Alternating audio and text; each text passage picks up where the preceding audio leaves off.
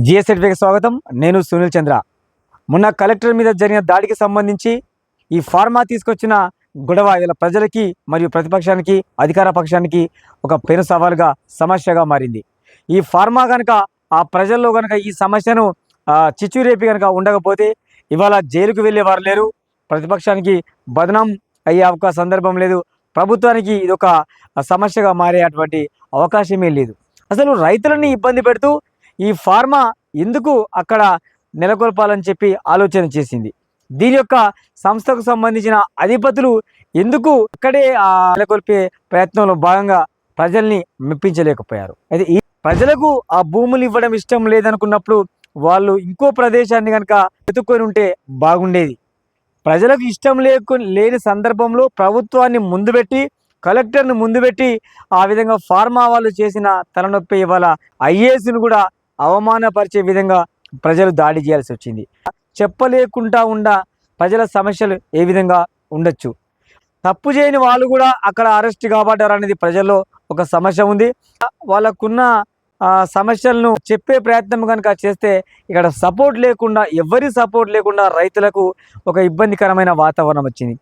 అయితే ఇందులో నేరం చేయని వాళ్ళకు కూడా శిక్షలు పడడానికి ఆస్కారం ఉందని ఫార్మాకు సంబంధించిన అధికారులు మాత్రం ఇక్కడ ఈ ఇచ్చును రెచ్చగొట్టి వాళ్ళు దీని అంతటికి కూడా కారణం కావడం జరిగింది. ఫార్మా కనుక ఇక్కడ నెలకొల్పబడితే ఫార్మా నుంచి వచ్చే ఆ ప్రోడక్ట్స్ ద్వారా చరిత్రలో మనం చూసుకున్నట్లయితే అక్కడ ఉండే ప్రాంత ప్రజలకు అది నీరు కలుషితమైన ఆరోగ్య సమస్యలు వస్తాయి, గాలి భూమి కలుషితమైన కూడా పంటలు మరియు ప్రాణాలకి పెనుముప్పుగా మారే అవకాశం ఉంది.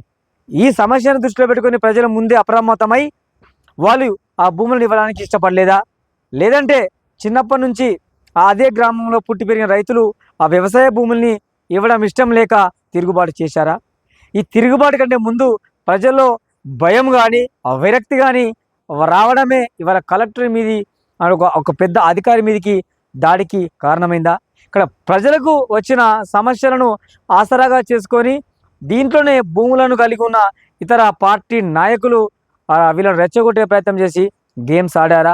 లేదంటే ప్రభుత్వాన్ని బదనాం చేయడం కోసం ఇవాళ ప్రజలలో ఉన్న సమస్యను ఆసరా చేసుకొని వాళ్ళ మీద పోవాలా ఆ సమస్య అని చెప్పి వెనుకుండి ఇంకా ఇలాంటి కుట్రలు ఏమైనా చేశారా? కొందరే దీంట్లో అరెస్ట్ అయ్యారా? ఇంకా మిగిలిన వాళ్ళు ఉన్నారా? ఎంతమంది దీని వెనకాల ఉంది అనేది మనకి ఇంకా కూడా తెలియాల్సిన అవసరం.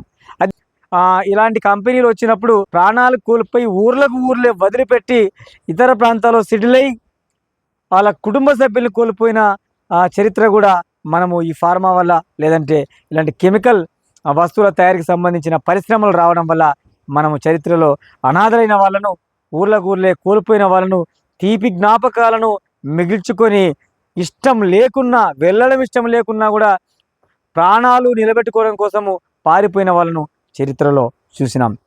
ప్రజలకు నచ్చజెప్పాల్సిన ప్రభుత్వాలు, ప్రజల తరపున ఉండాల్సిన ప్రభుత్వాలు ఎందుకు వాళ్ళ మనోభావాలని గౌరవించడం లేదు? ఎందుకు వాళ్ళకి ఇష్టం లేకపోతే బలవంతంగా పదే సంప్రదింపుల కోసం ప్రయత్నం చేస్తుంది? మరి ఇవాళ దాడికి గురవడానికి గల కారణము ప్రజల్లో వచ్చిన విసుగు కాదా? వాళ్ళ కలెక్టర్ మీద దాడి జరగడానికి గల కారణం ప్రభుత్వం ప్రజల తరపున ఆలోచించకపోవడం కాదా? ఆ ప్రాంతంలో ఉన్న రైతులకు ఆ భూమిని ఇవ్వడం ఇష్టం లేకపోతే మరో ప్రాంతంలో ఆ ఫార్మా నెలకొల్పొచ్చు కదా. జనావాసానికి అనుకూలమైన ప్రదేశాల్లో కనుక ఫార్మా కనుక పెడితే వాళ్ళకు లేబర్ కానీ, వాటర్ కానీ, ఇంకేమైనా ట్రాన్స్పోర్ట్ సోర్స్ కానీ ఇంకేవైనా సరే వాళ్ళకి అనుకూలంగా ఉంటాయి. కాబట్టి పెట్టుబడి పెట్టి లాభాపేక్షను ఆశించిన కొంతమంది పెట్టుబడిదారుల వల్ల ఇవాళ ఈ ప్రజలు ఆగం కావాల్సి వస్తుంది. తర్వాత మధ్యలో కొంతమంది కూడా వీళ్ళ కేసుల పాలు కావాల్సి వస్తుంది. మరి ఈ ఫార్మాను ముందు పెట్టుకొని దీని వెనుక రాజకీయాలు ఏమన్నా, ఆ డబ్బులను చేతులు మారడం కోసం రాజకీయాలు ఏమన్నా దీని వెనుక జరుగుతున్నాయా? ఈ క్రమంలోనే ప్రజలు తిరుగుబాటు చేశారా? ఈ క్రమంలోనే ప్రభుత్వానికి ప్రజలకి మధ్య ఒప్పందం కుదరలేదా? అసలు ఈ ఫార్మా నెలకొల్పితే లాభం ఎవరికి వస్తుంది? ఫార్మా కంపెనీ యజమానులకా, లేకపోతే ప్రభుత్వంలో ఉన్న అధికారులకా? అరెస్టు అనే విషయానికి వస్తే మేము ఇంకా భయంలోనే ఉన్నాము.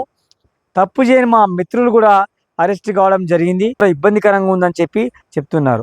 అసలు భూమి ఎవరిది? ఫార్మా కనుక అక్కడ నెలకొల్పే ప్రయత్నం చేస్తే రైతులకు ఇష్టం లేకపోతే ప్రభుత్వం వెంటనే ఎలాంటి చర్యలు తీసుకోవాలి? కలెక్టర్ను అక్కడికి పంపి ఒప్పించాల్సిన అవసరం ఏముంది? మరి రోజుల తరబడి కూడా ప్రజలు దాన్ని ఇష్టపడినప్పుడు కూడా పదే పదే సంప్రదింపులకు గల కారణం ఏంటి? దీని వెనుక ముడుపులు ఉన్నాయా? ముడుపులను దృష్టిలో పెట్టుకొని అక్కడ ఉన్నటువంటి పలుకుబడి నాయకులు ఆ ఫార్మాను నెలకొల్పాలని చూస్తున్నారా? లేదంటే ప్రజల్ని భయభ్రాంతులకు గురి చేసి ఈ విధమైనటువంటి సంఘటనలు కనుక జరిగితే ఇదే అదునుగా భావించి ప్రజల మీద కేసులు మోపి కారణమైన వారి మీద కేసులు మోపి దాన్ని మళ్ళీ భయభ్రాంతులకు గురి చేసి ఏదో ఒక రకంగా కేసుల పేరుతో భయపెట్టి లొంగ తీసుకొని మళ్ళీ ఫార్మాను అక్కడ ఎస్టాబ్లిష్ చేయాలనేటువంటి ముందస్తు ప్లాన్తో ఇదంతా జరిగిందా? ఏదేమైనా ఇవాళ ప్రజలు బదనమైపోయారు. ఒక ఐఏఎస్కి అవమానం జరిగింది. ప్రతిపక్షానికి అధికార పక్షానికి ఇది ఒక పెను సవాల్గా మారింది. ఇటు ప్రతిపక్షం ఇబ్బందిలో పడుతుంది, అధికారంలోకి వచ్చిన కొత్త ప్రభుత్వాలు కూడా ఇలాంటి సంఘటనల వల్ల ఇరకాటంలో పడుతున్నాయి. ఫార్మా తెచ్చిన మోసం ప్రజలకి, ప్రతిపక్షానికి, అధికార పక్షానికి ఇవాళ అందరికీ కూడా సమస్యగా మారింది. ఇలా ప్రజల్ని ఇబ్బంది పెట్టే పనులు ప్రభుత్వాలు కానీ అధికారులు కానీ చేయొద్దని కోరుకుంటూ సునీల్ చంద్ర, GS 35. Thank you.